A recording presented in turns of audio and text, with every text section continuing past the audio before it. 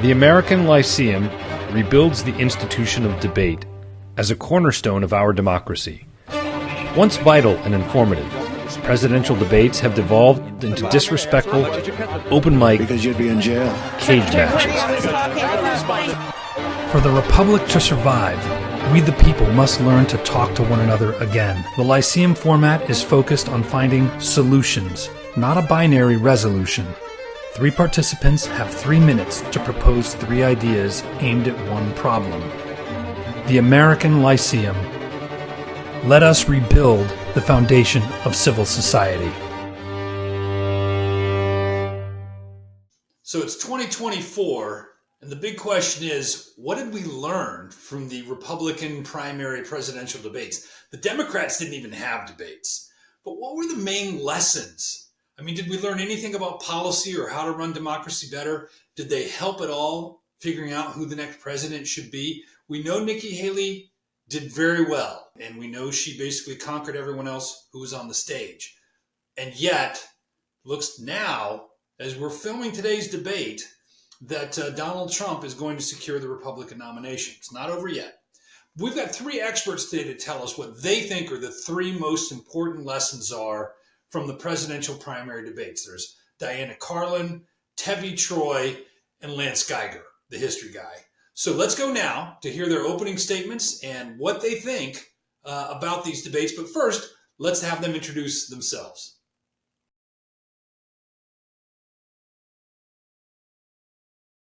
Hi, I'm Tevi Troy. I'm a senior fellow at the Bipartisan Policy Center.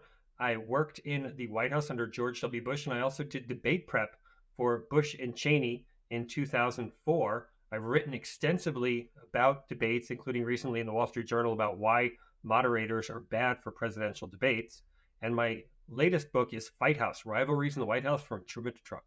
Hi, Diana Carlin. I'm an emerita professor at St. Louis University, but also spent much of my career at the University of Kansas, where I researched on political debates for about 25 years and served on the advisory board for the Commission on Presidential Debates for 13 years. My most recent publication, I've done several books coming out of my focus group research from 1992 to 2004, but my most recent was an opinion piece about Nikki Haley's debate performance for American University's Women's Leadership blog. Hi, I'm Lance, and I'm known as the History Guy on YouTube, and I regularly talk about history, including American history, and the effect that it has on today. These people write books. It is a pleasure. It's an honor to be here with you guys. But my credentials are just a lot different. So what do you want me to highlight, Tim? No, that's great. I think your History Guy videos are an inspiration and part of the reason I'm doing this. Lance did give me advice on how to set this up from the very beginning. And as I mentioned, he did judge me in formal debate. So I've been waiting forever to give you feedback, Lance. Now's my chance.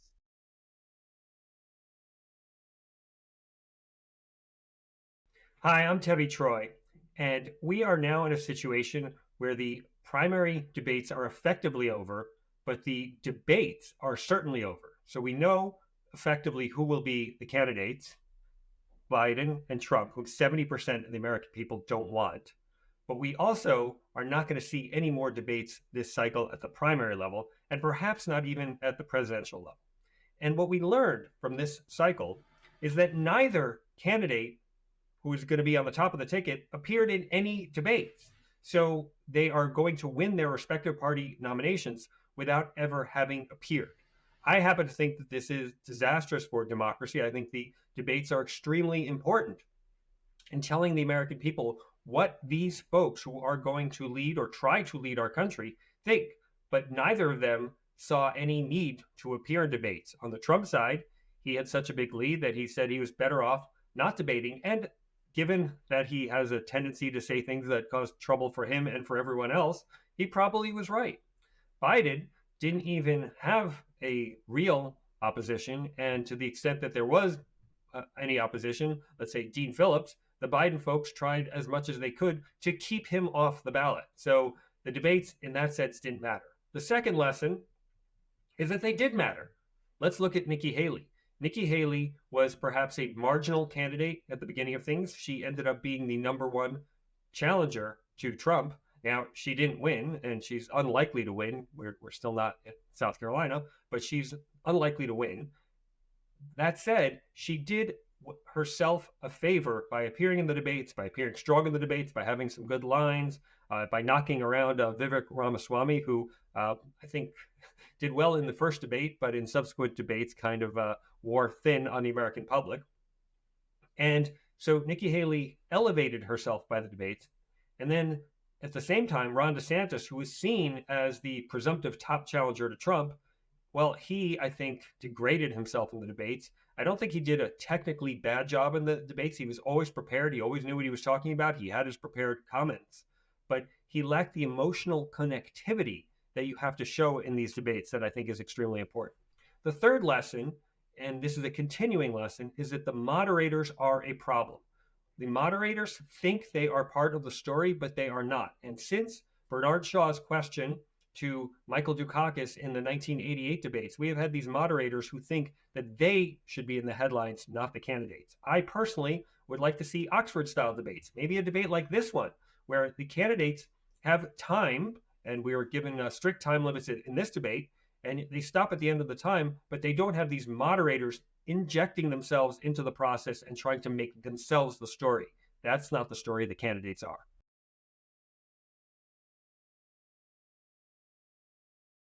Okay, Tevi, thank you. I appreciated your remarks. I want to concentrate on your last one about the moderators. And I agree, Oxford style would be great, but that's probably never going to happen. So given we're stuck with moderators, what can we do to eliminate the problems you talked about? Well, first of all, I would disagree with the premise that it's never going to happen. We never had debates until 1960. That was the first televised presidential debate. Then we didn't have one between 1960 and 1976. So it's not in the Constitution that we have debates, and it's not in the Constitution that they are in the current format. The reason we have the moderators is because the networks put on the debates, and the networks want to showcase their high-priced talent. If we had some other format, look at this very debate. There's no expensive network undercutting it. I mean, I appreciate what Tim does, but it's not like he had to put millions of dollars into making this happen. We now have technology that can allow this to happen in a simpler way. Now, if we are going to continue to have moderators, I would urge for them to be not famous. The less known, the better. And I would also urge to have something like AI or some kind of neutral platform that determines when the microphones are cut off. Because the key is not that you have moderators controlling the conversation. The key is that you have candidates who stick to their time limits. And if you had some neutral determinant that the moderator would push a button or the AI would determine that the clock goes off at a certain time, then you can't have the candidate saying, oh, it's unfair, or they're biased, they're on the left, they're on the right. What you need is some kind of neutral platform that says you get this amount of time to speak and no more. Thanks, Tevi. I think you had a lot of great insights here, but I also think the ground's shifting a little bit. So to your first point, we've got two candidates that appear that they're going to be nominated without having been in any debates. You see that as a disaster for democracy, but given that they're selected through a democratic process, isn't that the voters telling us that they no longer think that debates are necessary for democracy? Well, Lance, while I agree with your question that this is democracy at work, it's a democratic process, but I don't know if it's the democratic process. I mean, you had a very small number of voters voted in New Hampshire and Iowa on the Republican side. And on the Democratic side, you didn't even have anybody vote. You basically had the rules of the Democratic National Committee. Now, I know in the fall, we're going to have about 140 million people vote, and that's a good thing. That'll be a more democratic process. But the fact of the matter is that we have this system where it's really a few people decide who are the nominees, and 70% of the American people don't want that. So I wonder about the democratic nature of the process. I also worry about whether we'll even have debates in the fall, as both Trump and Biden will have excuses for not participating based on the fact that they got their nominations without engaging in debates.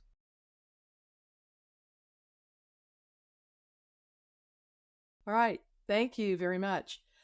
For all their faults, political debates are still the best source of communicating a candidate's message because it's the only time typically you see them side by side. This year is definitely an anomaly for many of the reasons that Tevi's already mentioned. But I believe that they are still the focal points for the candidates who did show up. If you hadn't been following them, you got a sense of everything they'd been saying. You were able to compare them. Nikki Haley definitely stood out in many ways from the other candidates. And I think Tevi's response in the Q&A period about, DeSantis not coming through as we had expected, it showed some authenticity for all the candidates. However, they need some changes. There were 3 lessons I think we learned. First, they can narrow the field and they can increase fundraising. Haley, for example, raised over $1 million within a couple of days of her first debate and continued to do that. As people didn't meet the qualifications, they dropped out. The primary debates, unlike the general election debates in the past, and who knows what's going to happen in 2024, are network sponsored and they're commercial events. That means viewership is a goal and getting advertising dollars. Thus, they want a brawl in some form. And I think they learned this from 2016 with Trump, where everybody was ginning up greater audiences for each successive debate because you wanted to see who Trump was going to go after. And there was a little of that going on. So this notion of, sort of goading one candidate to go after another, to not turning the microphones off so you have the brawl, it's all for show, which isn't necessarily what the public wants or needs. Third lesson I think we learned, and Tevi talked about this, is this format just doesn't really serve the public or anyone else very well. I think single moderators are better. I like the idea of somebody who is very neutral, not a star. You're not trying to promote people. We need fewer questions, more time per topic. And the debate needs to be distributed evenly. I mean, one of the things that's happened in the primary debates this cycle plus the previous 2 was you had some people dominating the time and others having far less. And if the idea is to get input from the entire range of candidates, then you have to have some fairness and some equity. That's what a debate is all about. We all have the same amount of time here to talk. Our microphones are off if we're not talking. And we need to make sure that if a question is asked, everybody gets a chance to respond and there's some rebuttal time.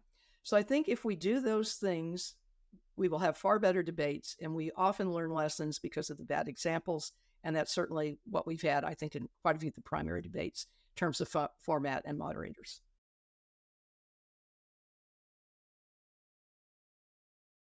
Well, thanks, Diana. And I think you made some excellent points again about the process. But I really kind of have the same concern here, given this year that the person that's going to be nominated didn't attend any of these debates. So as to your first point, did it really help the Republican primary to narrow the field down to the first loser? Well, Haley was clearly pretty strong second position. And as I said, she was growing in popularity. I don't know that it's necessary, even if she doesn't end up getting the nomination, I think it's important down the road for some of these future Republican leaders. Trump will go away at some point and they're going to have to look somewhere else. And I think this gave us a chance to preview some of them. And that's been the case in the past where, for instance, Al Gore didn't necessarily do very well in some of the early primary debates, but as he learned, he became ready then and ended up as VP, running as president. So I think there's some value other than just who gets a nomination. Jana, you talked about the press and the press got it wrong. And I just wonder if we can even consider the press a monolith anymore. There's so many different aspects of what the press is. I mean, you look at the great James Bennett piece in The Economist about the New York Times. He basically said the New York Times is a progressive organ that pretends to be a neutral platform because its progressive readers like to be able to say, oh, look, the neutral New York Times says that we're all the progressive things that we like. So given where the press is going, is the press even going to have any ability to determine who wins the debates, who participates in the debates going forward? I think the press shouldn't even talk about who wins and loses the debate. The one thing debates do is they take the press out of it during the time in which that debate is happening. True, they ask the questions, and often those questions are what the public is interested in hearing about. Some of the time they have their own agenda, but you're not getting any press interpretation during the debate itself. For people who don't watch it, there is some interpretation, and I would prefer they didn't do it. And that's why with all my research, we turn the television off. I've done hundreds of focus groups. They turn the TV off as soon as it's over, and they talk about what they heard, and they aren't influenced by the press. But I don't think, once again, we can take out their agendas and their filters when they report on what's happened for those who haven't seen it.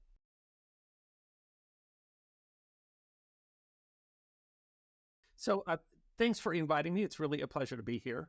I think, and I think this is echoing what Tevi and Diana said, this was a very unique year for the presidential primaries and the primary debates.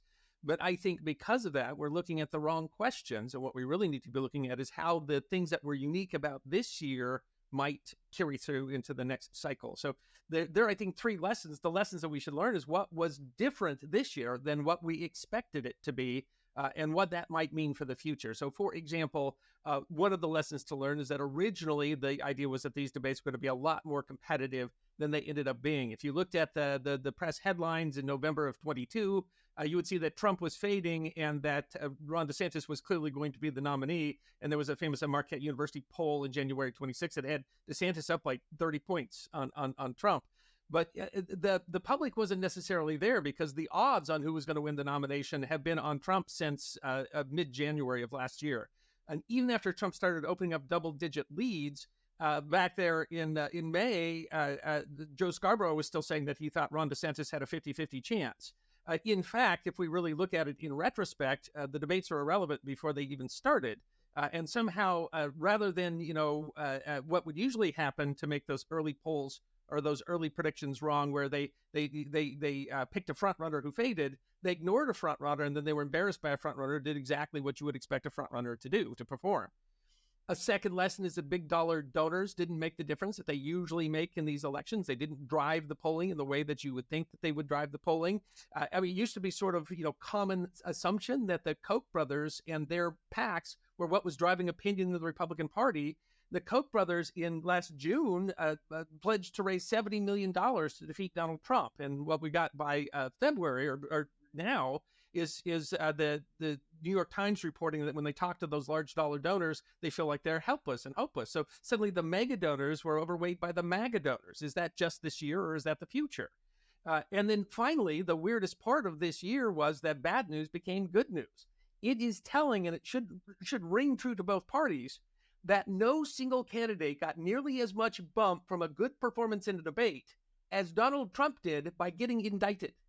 And every time he got indicted, he went up in the polls.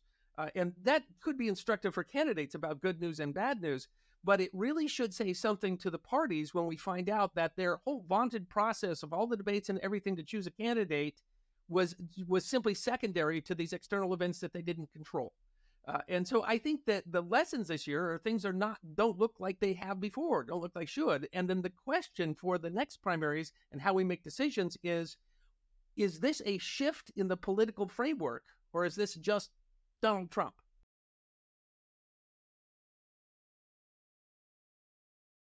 So, Lance, you said this year was anomalous, but I would say actually this year was normal. The front runners at the beginning of the process ended up with the crowns, if you will. 2016 was the anomalous year when Trump was not the front runner going in, and he became the front runner. So maybe this year was the normal one. What do you think?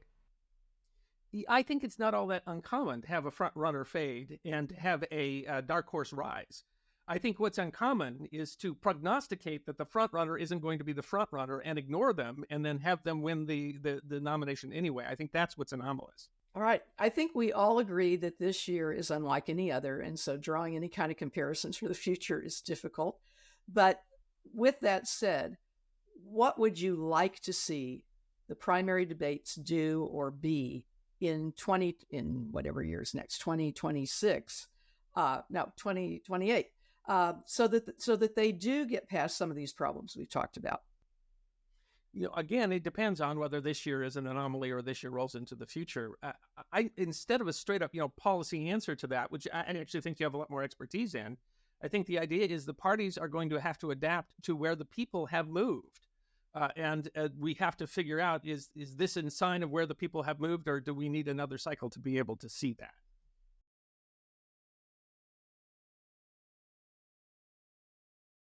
I think the debates are an important part of the political process, and I would like to see them continue into the future. However, this year has done a lot of things to harm the credibility of the debates and make it less likely that we're going to see debates going forward. Unfortunately, both frontrunners have won their respective nominations without debating.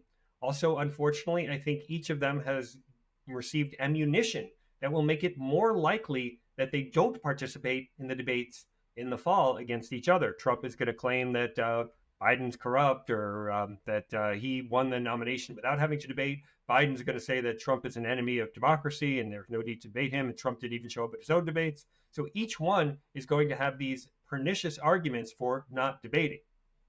At the same time, the moderators, I think, continue to have a pernicious effect because they think that they are part of the story. And as long as the moderators think that they're part of the story, you're going to have candidates who are wary of getting in the ring with these moderators. It's one thing to go up against another candidate. You know what the other candidate's going to say. You can watch tape on them. These moderators are trying to come up with questions, and we've seen evidence. Bernard Shaw said that he came up with his question against Michael Dukakis in the middle of the night. Megyn Kelly talked about sleepless nights preparing for the debates, trying to find something where they could trip up the candidates. It's not their job to trip up the candidates. It's their job to get the candidates to talk. And if they don't like the way the candidates talk, if the candidates use canned talking points, I don't care. The American people can decide if what the candidates are saying is worthy. And you can have a candidate like Marco Rubio who relies too much on his canned talking points, who gets blasted by Chris Christie. That was Chris Christie's job to blast Rubio. It's not the moderator's job to be doing that sort of thing. So I think the fact that the main candidates who are getting the nomination did not participate is harmful to the debates going future. And I think the moderators themselves are also harmful to these processes going to the future. Let me go through a couple points that are differ. I agree with a lot of what Tevi said, moderators. I'm not going to talk about that. But I also think they are still incredibly important and that the American public still wants them. I don't think we can look at this year as an example of a shift just because the two people who are going to end up at the top didn't debate. We typically, when there is an incumbent, they don't debate. There are no debates. So that's happened before. Trump is an unusual candidate, an unusual presidency. There is nothing typical about him. If we remember back to 1992, George H.W. Bush tried to push the debates so that he didn't have to debate 3 times. The first 2 scheduled debates didn't happen, and a man showed up in a chicken costume with a sign that said, "Chicken George won't debate." And the public opinion polls began showing every place Bush went, the chicken guy ended up. And public opinion pushed George Bush to debate. And we ended up with 3 debates, a town hall, a single moderator, total changes in the way we did debates as a result of that. When you ask people, as I have done for all these years, what is the most useful piece of information you can have in a campaign, they invariably say the debates. I think we have to continue to do them, even at the primary level. And both 2016, 2020, where you had large fields, it did winnow it down. Joe Biden wasn't doing well early on. Whether or not the debates helped him in South Carolina, there were a lot of other factors. But the point is, people had a chance to see him. And so when he was the nominee, you had some idea of who he was. And I think that's important. Even if it doesn't move anything, we have an idea of who they are and what they stand for. Thanks for having me here. And honestly, I think we've had some great discussion here. I think what we're missing, though, is that this year does represent something different and different enough that it doesn't really tell us anything about how to do debates. I mean, you have to look back in time and think that the Republican National Committee acted like they didn't have an incumbent this year. Probably in retrospect, they kind of wish that they had acted like they had an incumbent this year and didn't even bother with debates. They spent a lot of time and a lot of money and a lot of effort to come up with the first loser.